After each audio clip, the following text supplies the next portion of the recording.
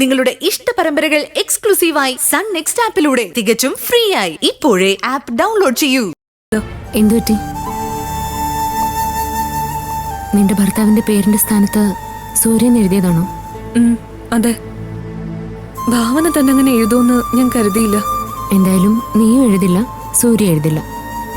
അപ്പൊ പിന്നെ ഞാൻ എഴുതിയല്ലേ പറ്റൂ. അത് വേണ്ടായിരുന്നു ഭാവന. ഇനിയും നമ്മളവിടെ പോകേണ്ടതല്ലേ?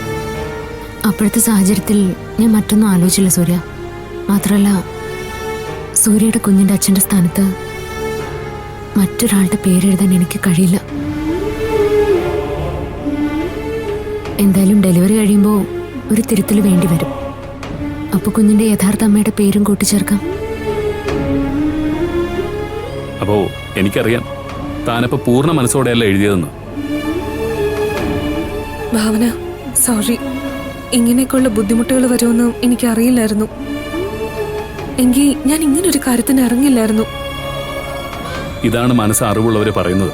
ഏത് കാര്യത്തിന് ഇറങ്ങിയാലും കുറഞ്ഞത് 3 വട്ടമെങ്കിലും ചിന്തിക്കണമെന്ന്. ഇനിയിപ്പോ നനഞ്ഞു പോയില്ലേ മനസ്സാ? കുളിച്ചു കയറിയല്ലേ പറ്റൂ.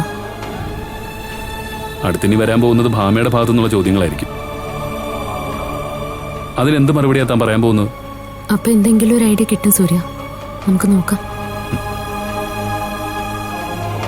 മനസ്സാ, നീ ഇതൊന്നും ചിന്തിച്ച് മനസ്സ് വിഷമിപ്പിക്കല്ലേ. കഴിയുന്നതും സന്തോഷത്തോടെ ഇരിക്കണം.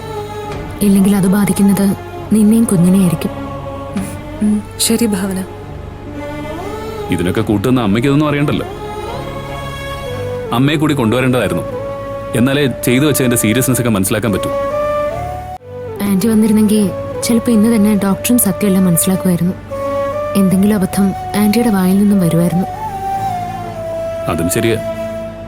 അമ്മ ആലോചിക്കാതെ തന്നെ എല്ലാം വെട്ടിത്തുറന്നങ്ങ് സംസാരിക്കും. എനിക്ക് ഒരാഗ്രഹമേ ഉള്ളൂ. ഞാൻ എന്തായാലും ഒരു സാഹസം കാണിച്ചു. അത് നിങ്ങൾക്ക് രണ്ടുപേർക്കും വേണ്ടിയാ.